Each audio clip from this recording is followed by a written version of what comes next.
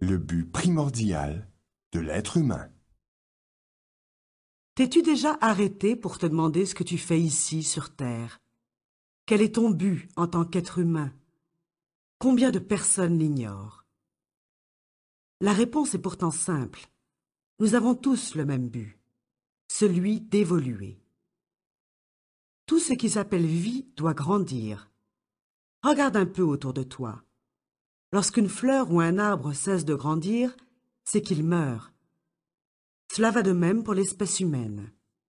Tout individu doit grandir et aller de l'avant dans son évolution. Grandir pour l'humain signifie grandir intérieurement. C'est ton âme qui grandit tout au long de ta vie et non pas ton corps physique. Et d'avoir la foi. Il ne semble n'y avoir rien de si compliqué en soi, mais tant que l'être humain se bornera à se créer des problèmes de toutes sortes, l'incompréhension de ces deux lois demeurera. On dit que lorsque l'être humain aura appris à s'aimer lui-même et les autres de façon totale, il aura maîtrisé la matière, et son existence sur Terre ne sera plus nécessaire. On doit considérer la Terre comme une entité par elle-même, c'est-à-dire une âme, une personne. Elle a aussi comme responsabilité d'évoluer. Chaque être humain est considéré comme une cellule de la Terre, tout comme ton corps a des billions de cellules. Si chacune de tes cellules est en santé, tu auras un corps en santé, avec lequel il te sera agréable de vivre. Il en va de même pour la Terre.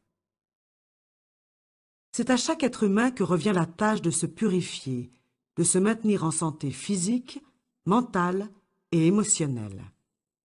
Ainsi, l'harmonie régnera entre tous et la Terre deviendra un lieu prospère.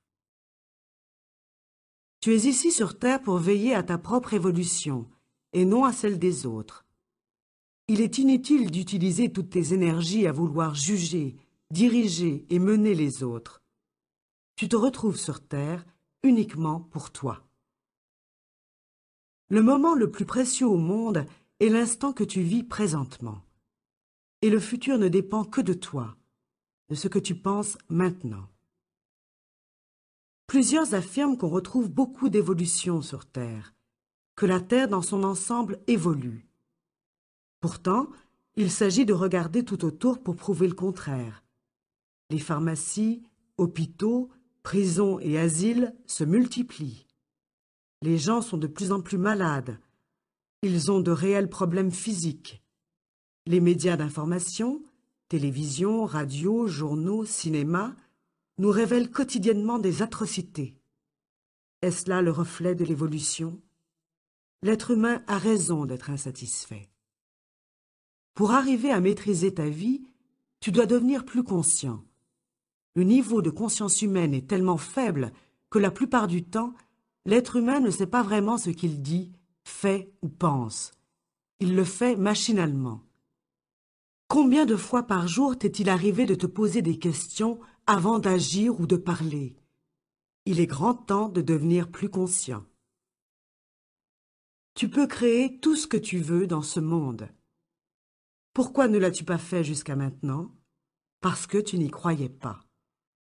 C'est la grande erreur de l'être humain de ne pas accepter cette puissance.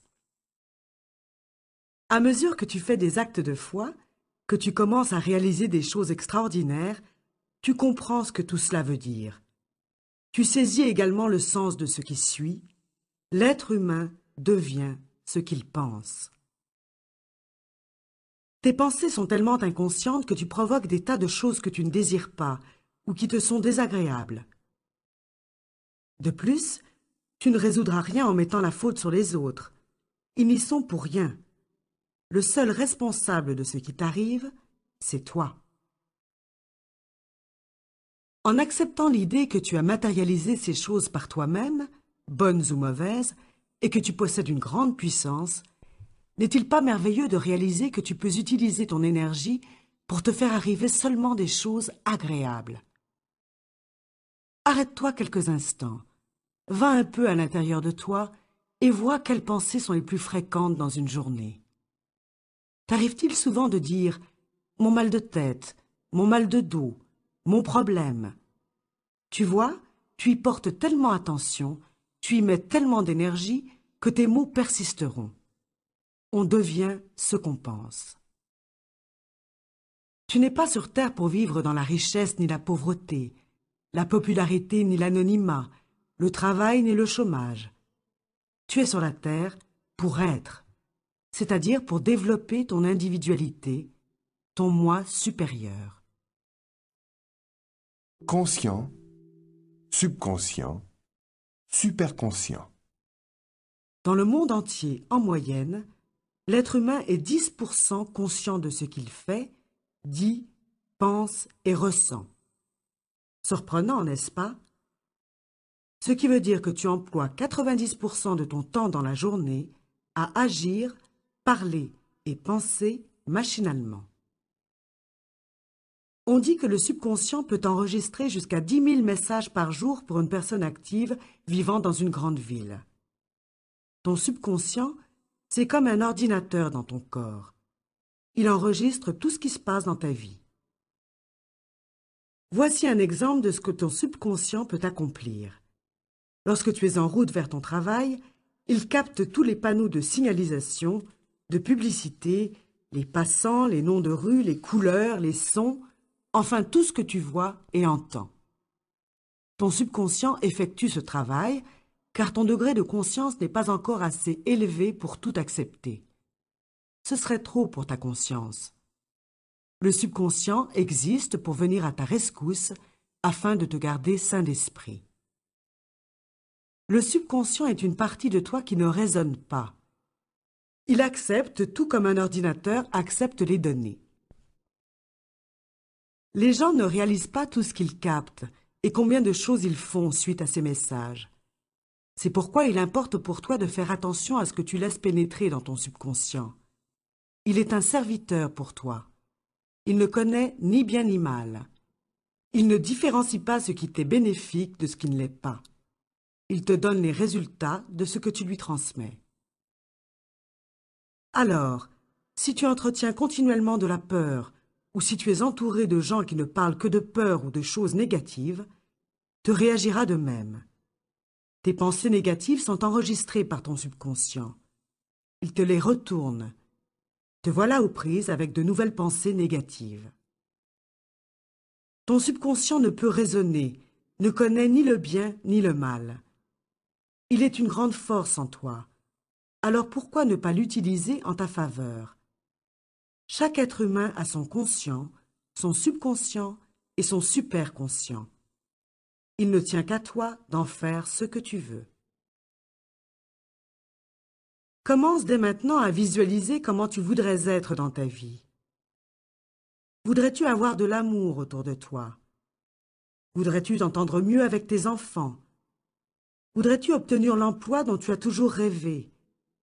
Ton subconscient peut tout faire arriver pour toi. À toi de t'en servir. Si tu n'aimes pas ton travail, assieds-toi et visualise que tu annonces une nouvelle fantastique à tes amis. Visualise-toi en train d'annoncer ceci. Je viens de trouver un travail extraordinaire. C'est fantastique. Je n'aurais jamais pensé en trouver un pareil. Sens-le en toi. Si tu penses consciemment avec ton raisonnement et que tu donnes l'ordre à ton subconscient que tu aimerais une telle sorte de travail, avec tel salaire, tel genre de patron, à tel endroit, etc., tu viens de minimiser tes chances. Ça devient beaucoup plus difficile. Lorsque tu veux avoir quelque chose de précis, c'est comme si tu disais à ton chauffeur de taxi quelle rue prendre. Il est fort probable que le parcours devienne plus long et que ça te coûte 2 fois plus cher. Il s'agit tout simplement de faire confiance à ton subconscient, qui est relié à ta superconscience, qui, elle, possède de très grands pouvoirs. Tu dis à ton subconscient exactement ce que tu veux comme produit fini, et non les détails pour y arriver. Ta superconscience est une partie de toi-même qui est reliée à ton côté divin et qui connaît toutes tes vies antérieures et futures. C'est ton Dieu qui sait exactement quelle route tu dois suivre pour arriver à ta perfection, pour atteindre ta perfection divine. Elle est toujours là, 24 heures par jour, pour te guider et te soutenir. Parle-lui. Tu as maintenant quelqu'un à qui te confier.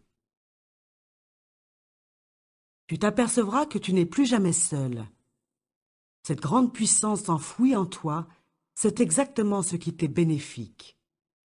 Et si tu penses, dis ou fais quelque chose à l'encontre de cette grande puissance intérieure, ta superconscience va s'assurer de t'envoyer un message à travers ton subconscient. Ce message te fera prendre conscience qu'il y a quelque chose que tu fais présentement qui n'est pas bénéfique pour toi. Voici différents messages que ta superconscience peut t'envoyer pour t'avertir que présentement, il y a quelque chose qui n'est pas vraiment bénéfique pour toi. Les émotions qui prennent le dessus, les malaises, les maladies, le manque d'énergie, les problèmes de poids, les accidents, etc. Qu'il t'arrive un accident, un malaise ou une émotion, plutôt que de te mettre en colère, accepte la situation et remercie pour le message. Tu peux avoir eu peur qu'il t'arrive une telle chose, et ça s'est produit. Tu peux avoir désiré ardemment une autre chose, et tu l'as obtenue. Sans t'en rendre compte, tu programmais ton subconscient.